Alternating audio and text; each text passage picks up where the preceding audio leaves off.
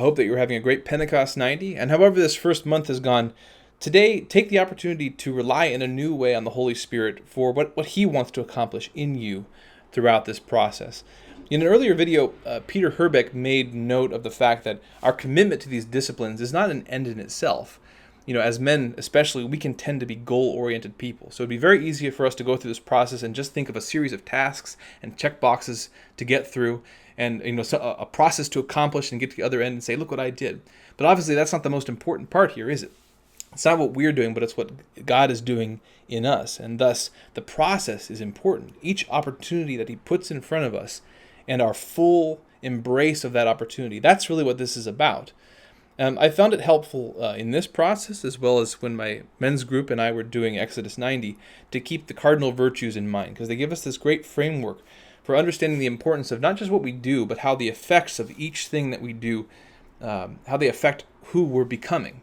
In other words, we're becoming men of virtue or vice. And so, I think it's helpful to review and keep those cardinal virtues in mind. The first of the cardinal virtues, the mother of moral virtue, is prudence. Now, what is the virtue of prudence? It can sound like kind of the lame, wimpy virtue. Prudence is the mother of the cardinal virtues because it is the virtue of going through life intentionally, actively. Not just reacting to life, but making a plan, being a man of action. That's what prudence is. And it takes practice, it takes cultivation.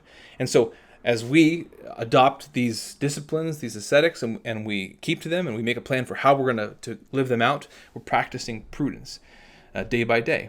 And now, what does prudence go through life aware of and acting according to? Well, that is justice. Justice is this web of relationships that we live our lives in as persons. We are persons in communion and relationship to other persons, and thus justice is living out the duties and obligations of those relationships, and not just doing them, merely out of duty, but eventually, as we grow in justice, to love this life of justice, to love these relationships, and to be fully engaged in them. And so then prudence proceeds into justice, and justice proceeds into the twin virtues of fortitude and temperance, which are the virtues of doing what is right and just, even and especially when either fear or desire would pull us away from the demands of justice. Courage or fortitude is the virtue of doing what is right because it is right, even when it is difficult. That's the virtue of courage. And every time we do that, every time we do what we ought to do, even when it's difficult, we make that choice, we're growing in courage. And on the other hand, temperance is the virtue of doing what is right and just, even when our desire would tend to make us overshoot or go too far or do too much. No, temperance brings that back. It's the virtue of staying here where the Holy Spirit wants us to be, in justice and in love.